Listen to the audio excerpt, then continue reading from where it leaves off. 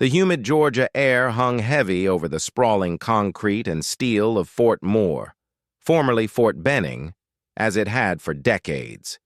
It was the kind of afternoon that made the heat shimmer off the blacktop, a day that felt routine in every sense for the soldiers moving between the low-slung buildings of the National Infantry Museum. For Specialist Jake Reed, a young cavalry scout from a small town in Oklahoma, it was just another obligation. His platoon had been tasked with a professional development day, a euphemism for being herded through the museum's cool, dark halls to look at artifacts from wars long past. He was more focused on the air conditioning than on the history. Reed was a good soldier, but he was still new enough to feel overwhelmed by the sheer size of the army. The rank structure, a ladder with 17 rungs from private to general, still felt like an abstract concept. He knew a sergeant was someone you didn't mess with, a lieutenant was an officer but usually clueless, and a captain was someone who had been around the block. Beyond that, the field-grade officers, majors, lieutenant colonels, and full-bird colonels were distant figures, rarely seen and even more rarely interacted with. And generals? Generals were like gods. They existed in a different realm, in the Pentagon, or high-level command posts surrounded by aides and staff. You didn't just run into a general. His platoon sergeant, First Sergeant Marcus Thorne, a grizzled veteran with a chest full of ribbons and a voice like gravel, had given them a simple order before releasing them into the museum. 2 hours. Be back at the bus at 1600. And for the love of all that is holy, stay out of trouble and look like you give a damn. Reed and his two buddies, Private First Class Alex Chen and Specialist Mike Ramirez, had done just that. They wandered through the exhibits, offering mumbled observations about the equipment and the uniforms. They spent a good 20 minutes in the World War II section, looking at a mannequin dressed as a paratrooper, before Chen suggested they find the snack bar. It was as they were cutting through a less crowded hallway, a corridor lined with portraits of former post commanders and various Army dignitaries, that it happened. The hallway was quiet, the only sound the soft thud of their boots on the polished linoleum. A man was standing alone in front of one of the portraits, his back to them. He was of medium height, with a lean, athletic build that his crisp, dark green dress uniform couldn't hide.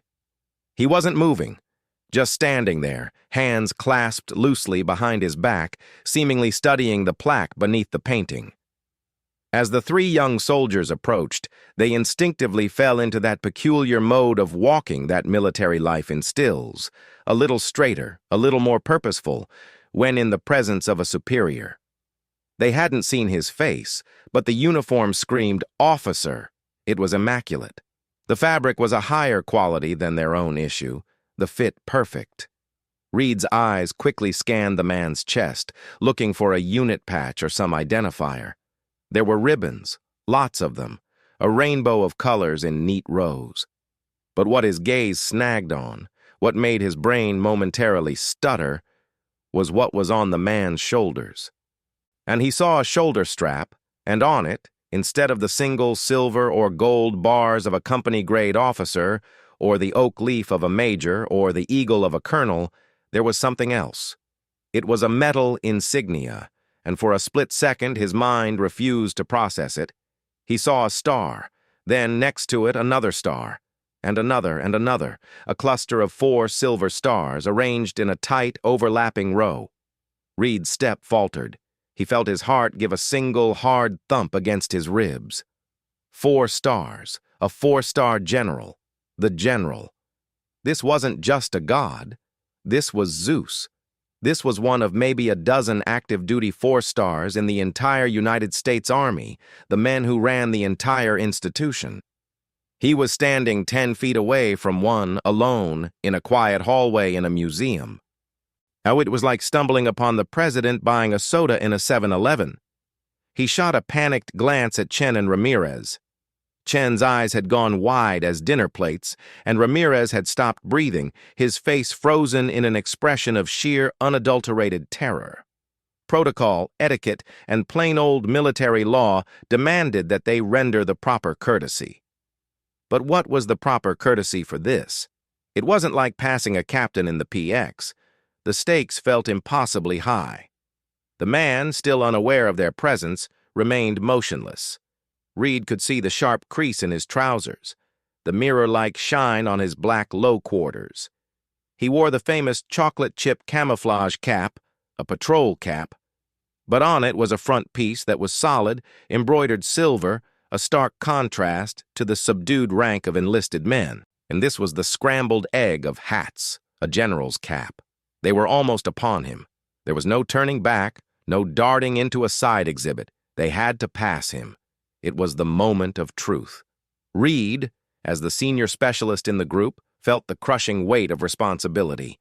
He had to set the example, even if his own voice was threatening to desert him. As they drew parallel, about 6 feet away, Reed snapped into action. He squared his shoulders to the man, his right hand coming up in a sharp, textbook-perfect salute. His heels clicked together on the linoleum. "Good afternoon, sir," he barked, his voice sounding unnaturally loud in the quiet corridor. Chen and Ramirez, a half-beat behind, mirrored his actions with the jerky, robotic movements of young men running on pure adrenaline. Their salutes were crisp, and their eyes fixed on a point 1,000 yards away as they had been taught. The man turned. He was older, probably in his late 50s or early 60s, with close-cropped gray hair and a face that was both weathered and intelligent. He had the kind of eyes that seemed to miss nothing, deep-set and calm, but with an intensity behind them that was palpable. He looked at the 3 young soldiers, his gaze moving from Reed to Chen to Ramirez and then back. For a terrifying second, he just looked at them, his expression unreadable. He hadn't returned their salute. Reed felt a cold sweat break out on his back. Had he done something wrong? Was he not supposed to salute indoors? Was this some kind of weird general officer test? He held his breath, his arm beginning to tremble slightly from the strain of holding the salute. Then, the man's weathered face cracked into a slight, almost imperceptible smile. He slowly, deliberately, raised his own right hand, returning their salute with a casual grace that spoke of a lifetime of practice. His hand dropped. So did theirs. "At ease, soldiers," the general said. His voice was calm, measured, and carried the weight of command. "Enjoying the museum?" Reed swallowed, his mouth dry as dust. "Yes, sir. Very informative, sir," he managed to croak out, his answer sounding ridiculously scripted. The general nodded, his eyes still holding Reed's. "Good. It's important to know where we've been." He seemed about to turn away to return to his contemplation of the portrait, when his gaze fell on Reed's chest, on the subdued patch of his unit, the 3rd Infantry Division, the Rock of the Marne. "3rd ID, huh?" the general asked. Good division. Tough. Where are you stationed?" "Fort Stewart, sir," Reed answered, his voice a little stronger now. "Just back from a rotation at the National Training Center." The general nodded again, a look of understanding in his eyes. "NTC in the summer.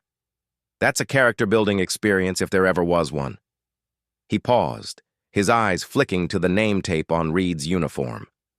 "And what's your job, Specialist Reed? What's your military occupational specialty?" 19D, sir. Cavalry Scout, Reed said, a small flicker of pride in his voice. It was a dangerous, demanding job. "Cavalry Scout," the general repeated, a note of genuine respect in his tone. "The eyes and ears of the force. You see a lot, don't you? Things most people don't." "Yes, sir. That's the goal," Reed replied, starting to feel just a tiny bit more at ease. And the general wasn't some terrifying monster. He was just a man, asking questions. The general then looked at Chen and Ramirez, asking them similar questions. Where they were from, how long they'd been in, what they thought of the army. He listened to their nervous, stumbling answers with patience, his questions simple and direct.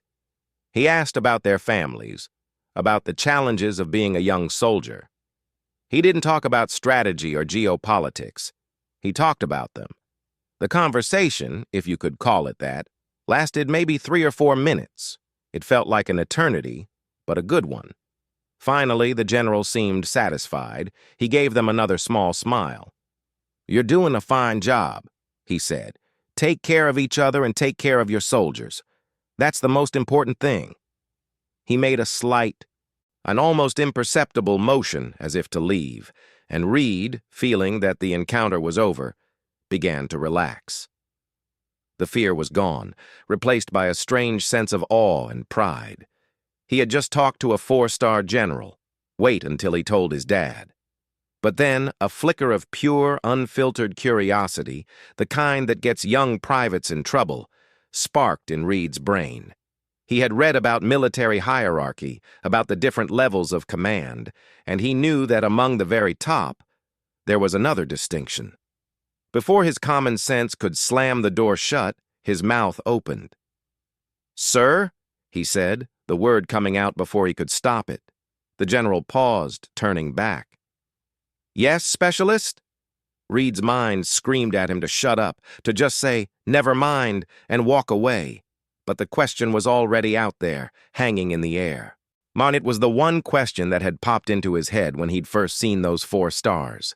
A question about the ultimate pinnacle of military authority. He decided to go for it, phrasing it as respectfully as he possibly could.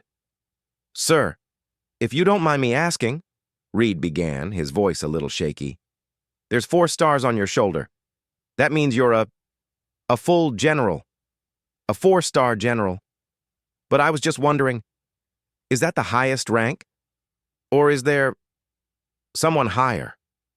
The moment the words left his mouth, he knew he had made a terrible mistake.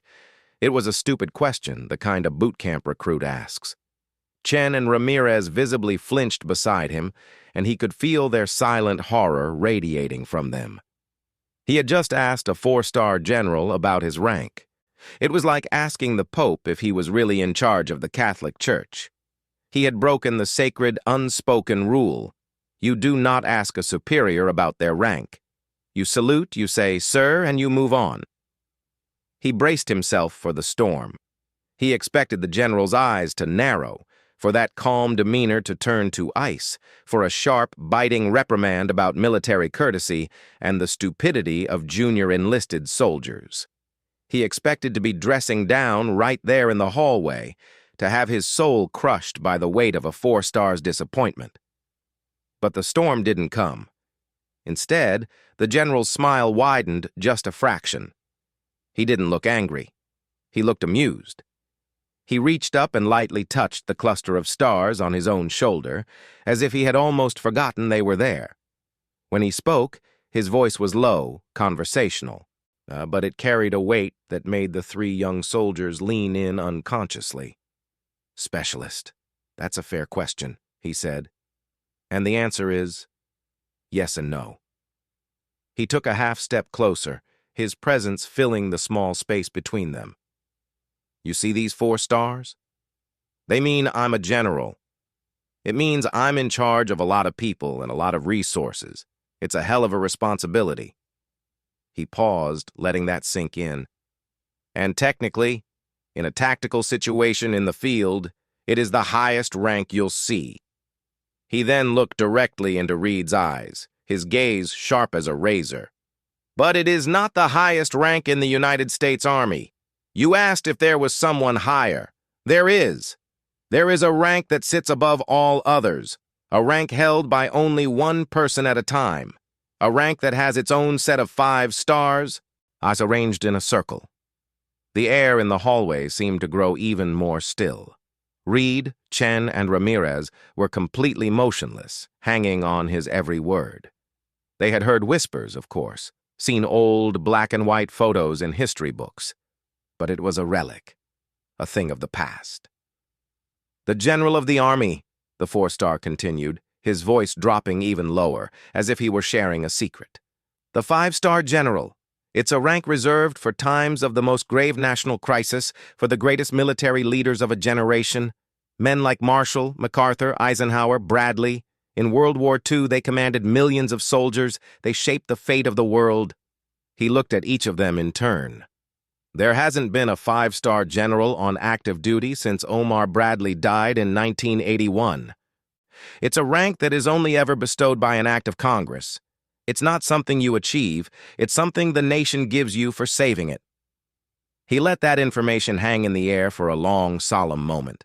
The young soldiers stood transfixed, the history they had just been walking through in the museum suddenly feeling alive and real.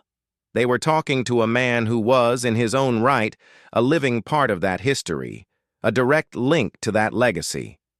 The four-star general, the man at the absolute pinnacle of a peacetime military career, had just explained to them that he was not, in fact, the final word. But he wasn't done.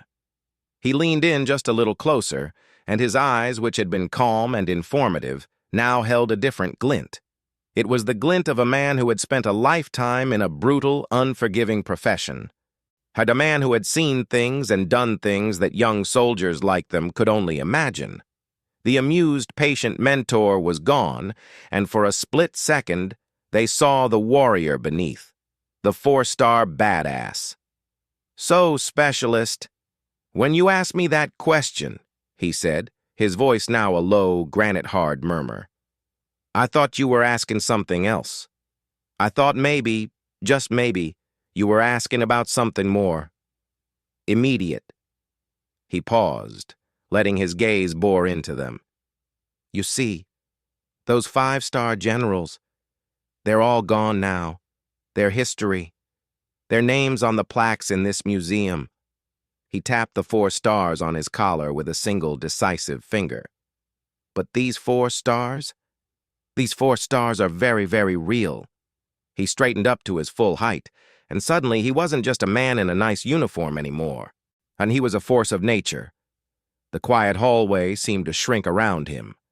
In this army, at this moment, this is the top, and it's a top that was earned in places you've only seen in movies. It was earned in the jungles, in the deserts, in the mountains, in the freezing cold, in the blistering heat. It was earned by making decisions where the wrong choice gets hundreds, thousands of young men and women killed.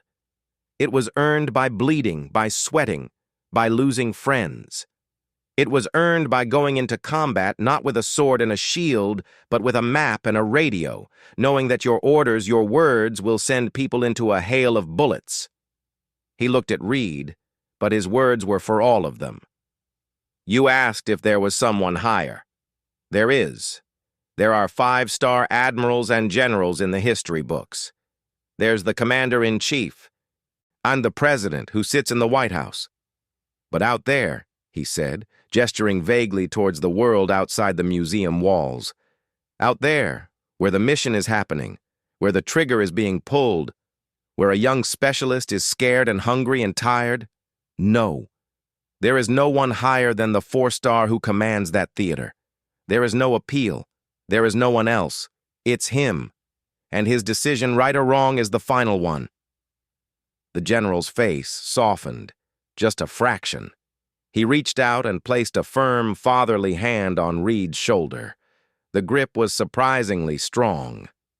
"So, when you walked up to me and asked that question for just a split second, I thought you had recognized something else. I thought you understood the weight that sits here." He squeezed Reed's shoulder gently. A lot of people see the stars and think prestige or power. They don't think about the burden. They don't think about the fact that every single one of those stars is made from the steel of 1,000 hard choices, 1,000 risks taken, 1,000 moments where failure meant disaster." He released Reed's shoulder and took a step back, the commanding presence receding slightly, the mentor returning. "But you didn't mean that," he said, a wry smile touching his lips. "You just wanted to know about the 5-star rank. You just wanted to know about history."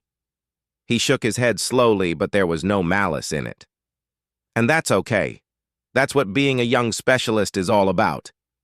He looked at the 3 of them, his gaze encompassing them all. "But let me give you a piece of advice, free of charge. The next time you see a 4-star general, Don't ask him about a 5-star. Don't ask him about the president.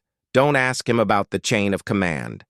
You look at those 4 stars, and you remember what they represent. You remember the weight.